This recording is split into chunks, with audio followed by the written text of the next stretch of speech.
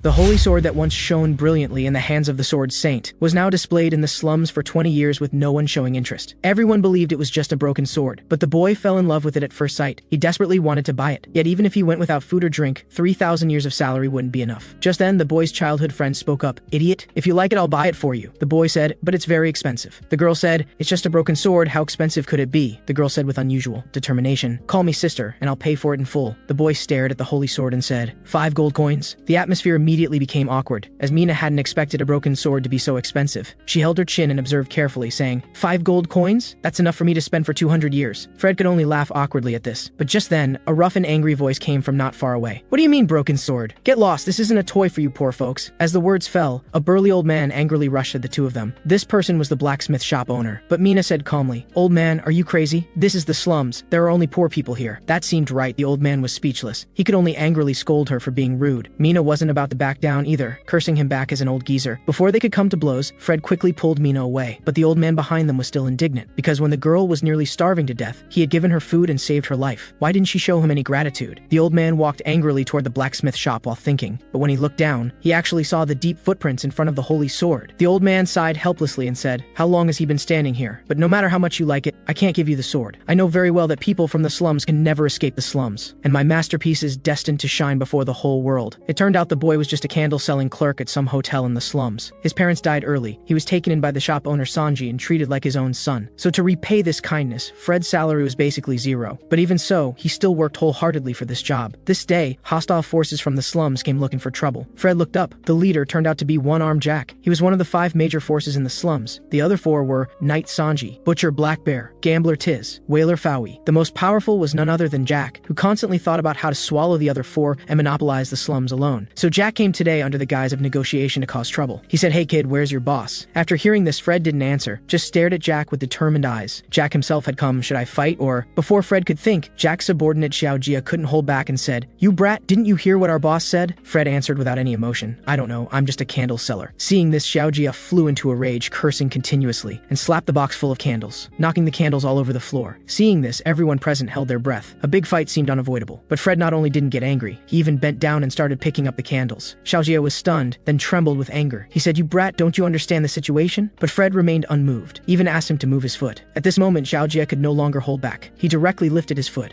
and kicked viciously toward Fred. Fred quickly moved the stick to his right hand, then swept forcefully at Xiaojia's supporting leg, lifting him into the air, then assumed a stance. With full force, directly sent Xiaojia flying. This scene directly shocked everyone present. But Jack showed a meaningful smile, even stopped his angry subordinates. Jack said, "I like you very much, but I only have one hand, so I couldn't stop Xiaojia. Please forgive me." But Fred said nonchalantly, "I don't discriminate against disabled people." Jack laughed heartily after hearing this. But the next second, Jack's expression changed 380 degrees. His whole body erupted with terrifying pressure, saying, "How about we talk privately?" However, Fred wasn't crushed by his pressure. His eyes remained as determined as ever. The atmosphere was tense for a few seconds. Fortunately, Sanji's voice suddenly rang out. "So it's Jack. Why didn't you tell me you were coming in advance? I could have prepared roast meat for you." Jack smiled after hearing this and said, "No need, we're not that close." Then Sanji stood in front of Jack, calmly inviting him upstairs to catch up. But secretly, the two had already engaged in a battle of auras. Although Sanji was at a disadvantage, he still refused to back down. So in this situation, Jack had no choice but to agree to go up and chat. After they left, Fred's anxious heart finally calmed down. That was close, he almost died here. Although his life was saved, many candles were damaged. 2.5 hours later, Jack's group came down from the second floor. Jack said, "I'm good at reading people. Even your boss has the same opinion as me. If you're tired of the smell of candles, then come work for me." Hearing this, Fred helplessly touched his neck and said, "But they give me food, money, and even a place to sleep." Jack laughed and said, "We can give you these too." Then he flicked a gold coin to Fred, saying, "This is compensation for you." Fred received the gold coin in disbelief. This was the first time he'd seen a gold coin since birth. Jack said, "Come work for me. You can have as many gold coins as you want. When you've decided, come find me at the money house." Jack left the tavern after speaking. Fred behind him looked at the happy crowd and thought, this negotiation had gone smoothly. But unexpectedly, just a while later, he was called upstairs by Mina. In the room, everyone had gloomy faces, heads down and silent. Clearly the situation wasn't optimistic. After asking Fred to sit down, Sanji handed him a short knife, originally meant as a birthday gift. But now the situation was urgent. Previously, Jack's odds against Sanji were 50-50, although Jack had many subordinates. Sanji as a retired knight, was also quite capable, so he could basically maintain the balance of power. But now Jack had actually found an active knight from outside the slums, breaking the balance. With no choice, Sanji had to stop Fred's candle-selling job, and gave him a mission that would determine the gang's life or death, to be executed in one day. Taking advantage of the free time, Fred quickly seized the opportunity to practice swordsmanship. He was satisfied with his powerful slashing, but a hollow voice rang out beside him. When you slash, you should reduce the angle of your elbow to increase power. Fred felt a bit helpless after hearing this. He didn't know where the voice came from, but it would only give pointers when he practiced sword. He only remembered that day, when he was standing in front of the holy sword admiring it. A black lightning suddenly struck down from the sky and hit him, but it caused no harm. Only since then, every time he practiced sword, a voice would ring out. This time, Fred couldn't hold back anymore, so he tried to do as the voice said. He closed his eyes tightly, concentrated all his strength in his hands, then raised the stick, and struck down with full force. After completing this series of movements, Fred was shocked. What powerful force was this? This was a feeling he'd never had before. Who was this guy? Why was he so familiar with swordsmanship? Actually, even he didn't know who he was. He only vaguely remembered knowing a little swordsmanship. But with his love for swordsmanship, even after death, his soul didn't dissipate. Instead, it attached to the holy sword, becoming a sword soul. 3 days later, Fred came outside the slums following the guidance. He was to bring back Sanji's old friend Stanga to help defend against Jack's group. Things went smoothly. Fred immediately found the legendary knight Stanga, then handed Sanji's letter to him. Stanga received the letter and began reading, learning of Sanji's urgent situation, but he smiled meaningfully. So you're being attacked by mercenary knights. No wonder you need my help. The situation was urgent. Fred didn't want to delay further. After briefly brushing him off, Fred began leading him on the journey. But Stanga sighed. I'm not even sure if I should follow you, you fool, Fred said. But at least I can show you the way, you understand. Stanga's face darkened after hearing this. If you take one wrong step, I'll kill you. Seeing the other party trying to intimidate him, Fred ignored it, saying, let's go quickly, I don't want to mess up my first mission. Stanga was stunned, thinking, this guy's reaction is really strange, no wonder Sanji likes him. Stanga stared at Fred and followed him. When night came, the two found a cave to rest, but Fred kept staring at Stanga's face. Stanga said, what? Never seen such a handsome knight? Fred said, right. Stanga said, you really are a country bumpkin. Fred said, where are you from? Stanga said, Dajia. Fred said, isn't that even more country bumpkin than a country bumpkin? Stanga was stunned, completely unable to find a reason to refute. So he threatened Fred again, better not get lost. Fred said, got it. Then he took out a row of fresh beef. Stanga said, is there a share for me? Fred said, no. Didn't you bring food? Then Stanga took out 2 pieces of jerky from his pocket and froze, looking at the fragrant roast beef in front of him. His mouth watered uncontrollably. He said, how about this? I'll answer one question for you. You give me 1 piece of beef. Fred was silent for a few seconds after hearing this, then said, if you want to eat beef, just say so. Stanga said, I have dignity. Knights don't take others' things for free. That's principle. Fred said, you're already retired. Stanga was stunned again after hearing this. This kid really had a sharp tongue. But Fred wasn't that petty. Still casually asked 2 questions. Name, age. Stanga said, Stanga, 42, cent. After a few seconds, Fred thought of another explosive question. Do you know Aura? After hearing this, Stanga's mouth curved up smugly. Not every knight knows Aura. Fred said, if you don't know, just say so. Stanga slowly stood up after hearing this, and drew his sword. He held the sword in front of him and began meditating. After a moment, a blue beam of light enveloped Stanga. His eyes, and his sword even showed deeper blue. When he opened his eyes, a powerful force emanated from him, almost knocking Fred over. So strong is this aura? Just looking at it made one's heart race. Time quickly came to 3 days later. The two successfully returned to the slums. Stanga suddenly noticed something strange. He said, it's so quiet here, so quiet it's disturbing me. Fred replied irritably, because it's night. Stanga said, really, is this place usually like this? He suddenly darkened his face. Before them were densely packed more than 30 corpses. Fred panicked. He hadn't expected Jack to launch an attack early. Then he quickly told Stanga the tavern's location, and rushed back without looking back. The tavern was also in ruins. Fred felt something was wrong, but fortunately Sanji was only slightly injured. Sanji said, you brought him back, right? Fred said, yes, he should be arriving soon. Sanji's veins bulged after hearing this. Good, tomorrow we'll settle accounts with Jack. Then Sanji changed the subject. How's that guy been lately? Fred said, he's fine, he even demonstrated aura in front of me. Sanji was stunned after hearing this, showing an incredulous expression, and confirmed with Fred repeatedly, but still got the same result. Sanji thought to himself, not good. Everyone hide behind me, Stanga doesn't know aura at all. Fred was dumbfounded. If he's not Stanga, then who is he? After a moment, the white-haired man also arrived here. His eyes were full of killing intent. So you hid here, long time no see, Sanji. Sanji was shocked, quickly protected Fred behind him. Sanji said, after all these years, why won't you let me go? Godin poured a glass of Lafitte, said, when you disobeyed the Count's orders and chose to be a deserter, your death was sealed, even though the Count is dead now. Sanji flew into a rage after hearing this. I'm human, not the Count's killing machine. After speaking, he raised his sword and charged. In his anger, he used all his strength and slashed down fiercely, but was dodged by Godin. Sanji said, such fast speed. You used to ask me for sword instruction. Have you grown to this level now? But Sanji still refused to back down. One sword strike down was blocked by Godin's sword. Then, Then, the two exchanged several more rounds, almost destroying everything around them, but couldn't harm him at all. Seeing this, Fred quickly protected the proprietress. After walking outside the hall, Fred said, "Everyone come up quickly, Sanji." Before Fred could finish speaking, Sanji was sent flying out, directly falling to the first floor. Following was Godin, like the Grim Reaper. Godin said, "Sanji, won't you still go back?" Then he slowly walked to the stairs, looking down at Sanji like an ant. Fred beside him saw him distracted, quickly pulled out a small knife and threw it, but was blocked by Godin. The ambushed Godin glanced at Fred sideways, but rushed toward Sanji without looking back. Sanji barely dodged the attack by turning sideways. At this moment, Godin's patience was completely exhausted. Godin said, "Knights should obey orders unconditionally, Sanji." After speaking, he closed his eyes, then held his sword in front of him. A blue pillar of light wound around the sword blade. Fred felt something was wrong, quickly ran toward the first floor trying to stop Godin, but it was too late. When he opened his eyes, with one swing of his sword, countless blades burst forth, destroying everything within a 2-meter radius. Only the late arriving Fred was spared, but the powerful shockwave still brought him to his knees. When the smoke cleared, Fred saw a scene he would never forget in his lifetime. Sanji was dead. That strongest man, who always protected him, was dead. Fred's world collapsed instantly. He casually grabbed a sword nearby and charged recklessly. He randomly swung a slash, but Godin dodged sideways. Godin was somewhat surprised. This poor kid actually knew swordsmanship. When he saw Fred raise his sword, he still mercilessly kicked toward Fred's vital point, directly kicking him away. But Fred didn't die. Just this powerful force almost made him unable to breathe. Godin thought, did his body instinctively twist to avoid the vital point? His talent might even be higher than mine. Killing him now would be too wasteful. Better to wait until later. Maybe he can be like me, even surpass the master. Who knows? Godin smiled, then said, "Knights only take what they deserve. I'm not Stanga and I'm not 42 years old." After speaking, he returned the 2 pieces of jerky to Fred. Godin continued, "But I must take what's in my hands. This is my right as the victor." Fred barely heard any of Godin's words. He now had only one thought, that he must kill Godin. After the two looked at each other, Godin turned and left. Godin said, "Work hard to become stronger. 2 pieces of jerky aren't enough to buy my life." Fred gritted his teeth after hearing this, said, "Someday you'll die by my sword." After this, Fred kept squatting here, as if everything in the world had lost meaning. The proprietress, seeing this, directly slapped him, said, "Do you know the difference between people inside and outside the slums? People outside have countless chances to start over, but we only need to fail once, and almost everyone dies." After speaking, she grabbed Fred, said, "You are our only hope. Live well." After a while, Fred escaped with Mina, but now he was seriously injured and could barely walk. While the slums were full of Jack's subordinates, Fred wiped away his sweat, swearing he absolutely couldn't die here. But just then, Jack's subordinates actually discovered them. Xiaojia raged, "You two are dead." So the two, to avoid being hunted, desperately hid in a shop, to avoid implicating Mina. The injured Fred suggested they split up and escape, but Mina started being stubborn. After hearing this, she said, "I want to be with you," no matter how much Fred begged. Mina became more stubborn, even began crying softly at the end, but refused to separate. Fred had a headache. Mina was being disobedient at this time, and their commotion was quite loud, just waking up the shop owner. Turning around, the owner had already come over with a lamp. It was the old man from the blacksmith shop. "What are you doing here?" Mina was stunned, hurriedly picked up a knife from the table, said, "Don't make a sound, old man." The old man rolled his eyes. "Is this my house or yours? Why are you so righteous?" Mina said, "I said don't make a sound. Do I really have to stab you before you'll be quiet?" Seeing Mina's serious expression, the old man had to give up. The old man said, "I won't make a sound. Put the knife down." Mina gritted her teeth, suddenly remembering the holy sword. Might as well go all in. She said, "Old man, hand over the sword you had hanging at the door." The old man was stunned after hearing this, refused her, because that sword was more important than his life. He could never give it to mediocre people. Fred also tried to stop Mina, but now she couldn't listen to anyone. Her mind had only one thought, that if she could help Fred get the holy sword, he could definitely leave here alive. Seeing the old man's firm attitude, Mina gritted her teeth, gripped the knife tightly, making a do-or-die gesture. Fred said, "Mina, stop. Don't do anything foolish." The old man also closed his eyes, waiting for her to act. The next second, Mina swung the knife, but cut off her own red hair, said, "I'll give you all this. I'll repay the rest with my lifetime. Please give Fred the sword." The old man was silent for a few seconds after seeing this, then turned his gaze to Fred, asking, "Do you want to leave the slums?" After getting Fred's affirmative answer, the old man fell into thought, not to mention Fred's love for the sword, coming to admire the holy sword at his place every day. Besides, this kid really had some of that guy's style. Maybe he really could fulfill his wish. He was old, let this kid fulfill that wish. After a moment, the old man and Mina pushed a cart of garbage preparing to leave the city, while Fred was hiding inside with the holy sword, because Jack's subordinates had already sealed off the entire slums. This was the best way to escape. But although the old man was very careful, they were still discovered by a group of Jack's subordinates. They said, "Going to throw garbage so late." The old man directly cursed, "It's because you guys fighting blocked all the alleys, so I couldn't throw the garbage." The thug was stunned. What a grumpy old man. Then he turned his gaze to Mina behind the cart, asking, "Who is she? Isn't your blacksmith shop just you alone?" The old man continued roaring, "I'm tired. Can't I hire someone to help me?" The thug thought, forget it. The old man is the only blacksmith in the slums. Can't be too disrespectful to him. But he still pressed his sword against Mina's hat and slashed upward, directly cutting the hat. Mina quickly made a face, plus she had already cut her hair. The thug really didn't recognize her. "All right, you can go. We're looking for that blonde kid from Sanji's place." The old man slowly pushed the cart and began to leave after hearing this. Just when they were about to escape, unexpectedly another black thug called out to the old man, man, said, "Wait, your garbage cart hasn't been inspected yet." Then he had the old man stop the cart to one side. Mina looked panicked because once the garbage cart was inspected, Fred would definitely be exposed. The black thug looked down, seemingly already aware that Fred was hiding inside. He said, "This is my job, don't hate me." After speaking, he stabbed the stick hard into the garbage cart. Said, "I heard that idiot Haven sailed the boat to the riverside. Everyone can leave from there." Then he pulled the stick out. Said, "Alright, you passed." It turned out the black man's brother had once been caught stealing, and to save him, Fred had spent all his 40 silver coins. So, to repay him, the black thug deliberately inserted the stick in the wrong place and told him how to leave the slums. Soon, several people arrived at the garbage station outside the city. Mina said reluctantly, "Goodbye, Fred. You must be safe." The boy held Starlight in his hands, forged with the old man's dreams, bought with the girl's tears, so Starlight would definitely shine brilliantly in the boy's hands. Not long after, Fred successfully escaped. He couldn't wait to take out the sword. Fred said, "You can hear me speak, right?" The sword soul's voice slowly rang out, "Yes." Fred continued asking, "Who exactly are you?" The sword said, "I don't know." Fred said, "Good. Then I'll help you recover your memory. You become my sword. How about it? Even if you're a demon, I need your help." Because the Blue Knight who wiped out his entire team was really powerful. His strength was probably dozens of times above Sanji's. Seeing Fred's determined attitude, the sword soul's voice rang out, "Good. I'll teach you all my swordsmanship." After Fred escaped from the slums, he became a mercenary group leader, making a living by subjugating monsters. On one hand, it could increase combat experience, adding chips for the final revenge. On the other hand, sometimes there would be challenges. Just after everyone finished clearing the goblin minions, a giant goblin quietly appeared. One club strike viciously smashed toward the mercenary, directly flattening him. This powerful force made everyone afraid to act rashly. But the next second, the giant goblin rushed over at extremely fast speed. Another club strike knocked down 7 or 8 people. Then it let out a roar that shook the sky, directly crushing everyone's psychological defense. The mercenary shouted, "Run quickly, we're no match for this kind of monster." However, when the mercenary was escaping, he was killed by the employer with one sword. The employer said, "Hurry up and fight, deserters die." After speaking, he just looked up. The giant goblin's oppressive presence hit him in the face, making him break out in cold sweat. When everyone was in panic, a blonde young man slowly walked toward the goblin, his eyes full of determination. In just an instant, he drew his sword and slashed. The goblin couldn't react in time, but relied on its strong defense to take this hit head on. The sword soul's voice rang out, "Dodge." Fred leaped to avoid the counterattack, but was scolded by the sword soul, "You idiot. You couldn't kill it with one strike?" Fred felt helpless after hearing this, because not everyone had his kind of strength. After a moment, Fred attacked again, but was met with the goblin's fierce counterattack. He could only dodge,